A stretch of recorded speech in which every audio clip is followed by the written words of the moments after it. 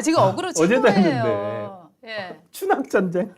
추낙 전쟁, 추문 전쟁 뭔지 추문 아십니까? 전쟁, 추문 지금 원래 이게 추문 전쟁에서 시작된 거 아닙니까? 네, 추문이잖아요, 추문. 그렇죠. 추미애 문재인 전쟁에서 추문에서 지금 제가 볼 때는 추문 전쟁도 작은 그 배틀이 벌어져 있지만 지금 추미애 장군님께서 더 포인트를 두는 건 저는 예, 추낙 전쟁, 추미애 이낙연 전쟁이라고 생각을 하고 있는데 그렇죠. 그것은 왜냐? 예. 고추 전쟁에서 이기기 위해서 고민정 추미애 전쟁, 그거는 광진을을 약자 쓰지 둘러싼 마세요. 고민정 추미애가 붙을 네. 고민정 있는 추미애가 붙을 수 있는 고추 광진을 전쟁. 예. 전쟁에서 이기기 위해서다라고 보는 분들이 정말 많습니다. 야, 근데 어저께 저희가 이제 추미애 전 의원을 잔다르크라고 했더니 네. 싫어하시는 분들이 계셔서 맞아요. 저희가 추장군이라고 하는데 네, 장군은 장군님들도 죄송합니다. 예. 근데 싸움꾼이에요. 음. 모든 게 그냥 전쟁이네요. 네, 네, 그러니까 네. 추문 전쟁으로 전직 네. 대통령 딱 끌고 나오고 네. 그리고 지금 이제 정치 행보를 시작하는 네. 이낙연 네. 전 총리를 딱 잡아들고 이낙연 당시 민주당 대표도 그랬죠. 네. 나한테 물러나라고. 네. 그러면서 전공을 하고 나왔습니다. 맞습니다. 어저께도 또 매불쇼에 나가서 예. 그 얘기를 했어요. 그 어저께 저희가 말씀드렸던 2020년 12월 16일이 추미애가 사퇴한 날인데요. 예. 2020년 12월 초까지 문재인 대통령이 어떻게 했냐면 내가 그 수석 보좌관 들은 얘기인데 수석 보좌관 회의에서 네. 문재인 전 대통령이 윤석열의 비위를 내용을 보고 받았다. 예. 그리고 나서 목불인견이라고 표현을 하셨다. 그렇죠. 당시 윤석열 검찰총장을 눈 뜨고 못 보겠다. 네. 목불인견이라고 얘기를 하셨고 그거는 나 추미애한테 힘을 실어준 거라고 나는 느꼈다. 예. 12월 초까지만 해도 그랬다. 그랬는데 갑자기 당에서 사퇴하라. 예. 당의 입장을 잘 알지 않느냐라는 얘기가 들렸고 그러니까 결국은 청와대하고 당이 합심을 해갖고 나를 내치기로 아주 작전을 짠 것 같다라는 취지로 얘기를 했습니다. 그러니까 당신도 당대표 해봐서 당의 입장을 잘 알지 않느냐. 네. 그래서 당에서 요구를 하니 네. 어떡하겠냐 네. 라면서 사퇴를 종용했다는데 네. 그 당의 당시 민주당 대표가 바로 네. 이낙연 전 총리였죠. 네. 그때. 그리고 그러니까 나서 지금 네. 추낙 전쟁이 벌어지는 네. 겁니다. 그리고 나서 문재인 욕을 또 한참 해요. 문재인 대통령께서도 그 벌어지는 사태를 장관과 총장의 갈등이다. 장관과 총장이 관점과 네. 견해의 차이가 있는데 두 기관이 협력했으면 좋겠다. 이렇게 규정을 했다. 예. 문재인 정부의 검찰총장이다. 윤석열을 이렇게 재신임을 해줬다. 결국 그거는 국민들로부터 검찰총장의 비위가 엄청 중대하다는 인식을 지워버린 거다. 네, 그렇죠. 12월 초까지만 해도 나를 밀어주는 것 같더니 갑자기 기류가 변했다. 예. 그리고 자기는 사직서 없이 사표를 내게 됐다라고 이제 주장을 하는 건데 예. 이렇게 물어봐요. 그래서 문재인 전 대통령이 밉냐 이렇게 물어보니까 그거는 아니다. 딱 아니요. 문재인 전 대통령이 밉냐고 이제 매불쇼에서 네. 문재인 전 대통령이 미우세요 그래서 네. 그랬더니 그건 아니다. 네. 왜냐하면은 아니다. 저는 인간적인 면을 빼고 그냥 말한 것이다. 네. 팩트만 말했고 인간적인 거는 아니다. 그래서 네. 미워하지 않는다라고 네. 얘기를 해요. 근데 네. 그다음에 이낙연 전 대표도 그러면 미우신가요? 대답을 안 했다고 합니다. 그러니까 문재인 전 대통령이 밉냐 했더니 네. 아니다라고 얘기를 선을 딱 그었는데 이낙연 전 대표는 미우세요 하니까 대답을 안 했다는 건 뭐냐면 네. 너무 미워 죽겠다 이 말 아니겠습니까? 그러니까 그때 사실 이 워딩을 봐도 네.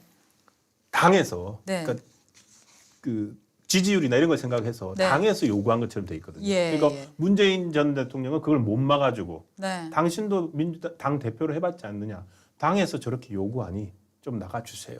그러니까 그래서 이제 기회주의자라고만 얘기를 이제 한 했죠. 거죠. 사실 그 기회주의자라는 말처럼 꽤 나쁜 말 아니에요? 예. 그래놓고 이제 그래도 뭔가 찜찜하니까 문재인이 밉지는 않다라고 얘기를 했는데 예.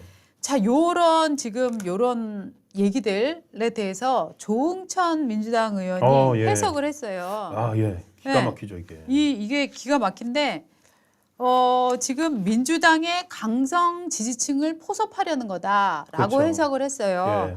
그러면서 이게 뻐꾸기가 남의 둥지에다가 알을 낳잖아요. 그렇죠. 그거처럼 지금 추미애는 민주당에서 정치를 하려는 마음은 없는 것 같다. 그러니까 지금 민주당 대표였던 자격으로 얘기는 하고 있지만 민주당 안에서 영원히 둥지를 틀 생각은 없는 것 같다. 그렇죠. 그래서 민주당을 이게 지금 어저께 조응천 의원이 이걸 가지고서 탁란 정치라고 했습니다. 네. 그러니까 알을 갖다 맡긴다는 거. 위탁한다는 거죠. 알을 위탁하는 거죠. 네. 그러니까 뻐꾸기가 다른 새 둥지에다가 자기 알을 놔놓고 네. 거기서 열심히 그러니까 먹이도 받아먹고 해가지고는 결국에 어떻게 하냐면 네. 그 둥지에 네. 있던 다른 새들 다 잡아먹고 지가 먹어버리거든요. 네. 그러니까 이 지금 추미애 탁란은 뭐냐면은 지금 들어와가지고 이걸 통해서 강성 지지층을 자기들 편으로 만든 다음에 네. 민주당이라는 둥지를 깨고 네. 다른 데로 날아갈 거라는 거예요. 네. 그게 그래서 지금 누구냐? 그게 조국이다. 네. 지금 그 얘기를 하고 있더라고요. 예. 조국이랑 이제 신당을 만들 것 같다. 네. 그래서 신정민 님께서 이래저래 결론은 압도적인 총선 승리다 이렇게 얘기를 해주셨고요. 전설 님이 야 너네 다 좋은데 웃기는 건 좀 자제해라. 밥 먹다가 식탁에 양념 뿌렸다 이렇게 얘기를 해주셨네요. 그래서 제가 요 부분 그럼 조응천 의원이 얼마나 사태를 잘 보느냐 요거를 네. 좀 취재를 해봤더니 네. 그렇게 뭐 정치 판세를 잘 읽지는 않는데요. 근데 그러니까 이제 정치 전문가들이 보는 시각은 이겁니다. 추미애 전 법무부 장관의 네. 또 민주당 대표의 목표는 사실은 1번은 민주당 내에 공천을 받는 거죠. 그런데 그렇겠죠. 가능성이 너무 희박하다는 거예요. 지금. 네. 그렇기 때문에 이재명에게 아무리 아부를 해도 아무리 이재명 곁에 붙어 있으려고 해도 공천을 못 받을 가능성이 크다. 네. 그러면 이제 공천을 못 받으면 두 번째는 자기 세력화를 해야죠. 본인이 그쵸. 나가서. 그러니까 아마도 조응천 의원이 지금 이 얘기를 하고 있는 건 조응천 의원은 민주당에서 추미애 공천을 줄 가능성은 없다라고 생각을 하고 있는 것 같아요. 그러니까 그렇다면 옵션 1은 이제 버리고 옵션 2가 되면 누구랑 결탁을 할 거냐. 네. 그러면 뭐 이제 조국이랑 결탁하지 않을까 이렇게 보고 있는 것 같아요. 두 가지 다 뭐 아직 9개월이나 남았는데 조금 먼 네. 얘기긴 한데 어제 저희가 해석한 건 결국에는 이게 뭐냐면은 이재명 지지자들한테 네, 구미에 맞는 말들이잖아요. 맞아요. 그래서 이재명 지지자들을 자기 지지층으로 끌어오고 네. 그 지지층이 겹치게 되면은 네, 이제 다음 총선에 나아갈 때 어쨌든 공천권을 그때까지 갖고 있어야 할 이재명 네. 대표와 손을 잡는 어떤 그런 형국이 되지 않을까 싶은데 어저께 매불쇼에서 그 아마도 조응천 의원이 이런 발언 해석이 나올 수 있었던 게 그 백지장도 네. 맞들면 낫지 않겠냐라고 해서 넌지시 이재명 대표와의 이렇게 손을 잡는 걸 얘기를 했는데 네, 네. 추미애 전 대표는 백지장을 잘못 방향이 다르면 찢어진다 이런 네. 식으로 대답을 했다는 그쵸. 거예요. 그래서 방향이 같지는 않은가 이런 네. 해석 때문에 나온 게 아닌가 싶습니다. 그렇죠. 그러니까 지금 이제 수박을 공격하는 개딸들의 주장은 수박들 빨리 몰아내라는 거고 그렇죠. 이재명 대표는 겉으로는 그래도 우리가 다 같이 가야 된다라고 하는 건데 추미애 전 장관이 이재명의 마음속에 깊이 헤집고 들어가서 아니에요. 그 도움 안 되는 놈들은 잘라버려. 사실 맞들다가 이 표현입니다. 이게 갑자기 맞들다는 이건데 저는 사실 맞들다가 이건 줄 알았어요. 근데 이렇게 맞들다. 맞들면 종이가 찢어진다는 찢어지죠. 거잖아요. 진짜 이거는 저희는 비싼 네. 종이를 써서 잘 안 찢어지는데요. 백지장은 이렇게 들면은 찢어진다 이 얘기입니다. 그러니까 방향이 다른 사람끼리는 헤어져야 된다라는 말이기 때문에 강성 지지층을 또 옹호하는 발언이잖아요. 그러니까 네. 9개월 앞으로 남은 총선까지 네. 이렇게 각 정치인들이 자기 이제 영역을 확보를 하려고 네. 여러 가지 행보들을 하는데 참 추미애 전 장관 같은 경우에는 네. 사실은 법무부 장관 시절에도 받고 네. 민주당 대표 시절에도 저희가 받지 않습니까? 네. 참 누가 봐도 부담스러울 것 같아요. 왜냐하면 제어가 안 돼. 그리고 지금 보세요. 그 문재인 전 대통령과의 사이에 있었던 사태로 네. 그걸 퍼뜨려갖고 자기 정치적 그 불쏘시개로 써먹잖아요. 맞아요. 그리고 당대표 할 때 또 드루킹 똥볼을 찬 게 이거였잖아요. 맞아요. 그러니까 생각해 보면은 뭐 우리는 농담 삼아서 윤석열 대통령 만들어준 1등 공신 네. 김봉현도 자기가 만들었다고 하는데 네, 누가 만든 거야? 김봉현이냐, 추미애냐? 예.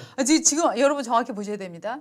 윤석열 대통령을 집권을 가능하게 한 것은 라임의 김봉현입니까? 법무장관 추미애였습니까? 네. 누구냐 이거 진짜. 네. 하필 오늘 방송에서 두 사람이나 네. 이 정권 탄생에 윤석열 정부 탄생 1등 공신이 2명이나 나왔네요. 근데 예. 사실은 추미애 전 장관 입장에서는 지금 자기 문제도 잘 해결을 못 하고 있는 상황이에요. 자기 문제가 있는데 아들 문제 있잖아요. 예, 그게- 추가 미복귀 사건. 예, 아직 살아 있더라고요. 네, 어저께 제가 TV조선. 20초 만에 정리를 해드리겠습니다. 예. 추미애 전 장관 아들이 2016년부터 2018년까지 카투사에 근무를 합니다. 그런데 2017년 6월에 휴가원을 냅니다. 병가를 냅니다. 그래서 6월 15일부터 6월 5일부터 14일까지 1차 휴가를 내고요. 그다음에 15일부터 23일까지 2차 휴가를 내고 그다음에 6월 24일부터 27일까지 자기 휴가를 또 소진합니다. 앞에 두 개는 병가였고 예. 뒤에 세 번째 거는 자기 휴가였는데 문제가 된 것은 2차 휴가 때 원래 당초에 냈던 휴가일보다 이틀을 늘리겠다고 하면서 예. 이메일로 통보를 한 사건인데 그럼 이메일 통보한 게 뭐가 문제가 되느냐라고 얘기를 할 수 있는데 그게 아니라 상관이 야 됐어 빨리 들어와 튀어 들어와 너 휴가원 원래 낸 거랑 달라 병가 휴가원 나는 5일만 쌓아냈으니까 빨리 들어오세요 라고 했는데 이 친구가 지금 복귀를 안 한 거예요. 그러면 그렇죠. 사실 휴가 미복귀면은 이게 탈영이랑 똑같은 그렇죠. 같은 이후 네. 탈영으로 이어지는 거잖아요. 근무 이탈인데. 근무 이탈. 예. 그런데 이제 문제는 뭐냐면 여기에 당시 추미애 의원의 보좌관이 전화를 해서 이것을 무마를 했다라고 하는 것을 2019년 말에 일요신문에 있었던 최우민 기자가 네. 기사를 터뜨렸고 이 최우민 기자가 터뜨린 기사를 토대로 그때 자유한국당인가요? 네. 당에서 고발했죠. 고발을 했습니다. 예. 고발을 해서 수사가 시작됐는데 동부지검에서 했죠. 예. 동부지검이 수사를 계속 늦추다가 결론이 뭐였냐면은 문제 없었어요. 그렇죠. 라고 결론을 낸 사건입니다. 네. 그런데 알고 봤더니 최근 들어 지난 4월에 이거를 다시 들여다보는 정도가 아니라 당시 보좌관 했던 네. 그 결정 라인에 있었던 사람들을 소환을 해서 조사를 담당 장교를 네. 사흘 동안 소환해서 조사를 했다는 겁니다. 네. 이제 문제는 발언이 끊임없이 바뀌고 있다는 거예요. 네. 네, 저 카투사 측 저쪽에 발언하고 이쪽 발언하고 맞춰서 맞아야 되는데 발언들이 계속 지금 흔들리고 있다. 그렇죠. 그러니까 도대체 믿을 수가 없다. 근데 앞에 그러면 앞서서 무혐의는 어떤 발언을 근거로 해갖고 도대체 무혐의를 낸 거냐. 요걸 이제 들여다보고 있는 거죠. 야, 저는 이 정도면은 네, 민주당 사람들은 네. 저 정도면은 반드시 국회의원이 돼야 돼요. 왜냐면은 그렇죠. 저렇게 어떤 수사선이 오래되면은 네, 체포동의안으로 어쨌든 불체포 특권이 필요해지거든요. 네, 그러면은 누구보다도 의원직을 맞습니다. 가져야 되죠. 맞습니다. 그러니까 추미애 전 장관도 그러니까 지금 불체포 특권이 필요한 건가요? 그렇죠. 그래서 이렇게 갑자기 튀어나온 거 아닌가 싶은데요. 그래서 이 지금 진술의 번복 같은 거는 2020년에도 무혐의의 근거로 쓰였어요. 예. 2020년에도 뭐라고 얘기했냐면 아니 당시 전화를 받았던 사람 그 지원 장교가 계속 말이 바뀌고 있다. 그래서 도대체 그런 주장이 있었다는 거를 신빙할 수가 없다라고 해갖고 무혐의 처리가 돼 있었던 거거든요. 근데 반대로요. 네. 조사를 받다 보면 네. 오래전 일인데 네. 조사 받는 과정에서 잊혀져 있던 기억이 떠오르고 네. 해서 최종적 진술이 더 신빙성 있는 네, 게 아닐까요? 네, 네. 보통 그렇게 많이들 하는데 네. 그래서 지금은 최종 진술이 바뀌었다는 것 자체가 중요한 게 아니라 네. 좀 더 정확해진 그 진술을 네. 제대로 들어봐야 된다. 검증을 해야 된다 예. 이런 거죠. 그래서 당직 네. 사병이나 뭐 당시 그 휴가 승인권자인 중령 네. 이런 분들을 이미 다 조사를 했고 네, 그리고 이제 장관 보좌관이나 네. 그다음에 아들까지도 이제 그 다음으로 불러서 조사를 해야 하는 거 아니냐 그렇죠. 이런 얘기가 나오고 있습니다. 예. 자, 그러니까 사실은 추미애 의원 경우에는 네. 내년에 지금 우리 신 차장이 얘기한 대로 내년에 반드시 반드시 국회의원이 되어야 가정이 편안해요. 가정을 지키는 거네요. 네.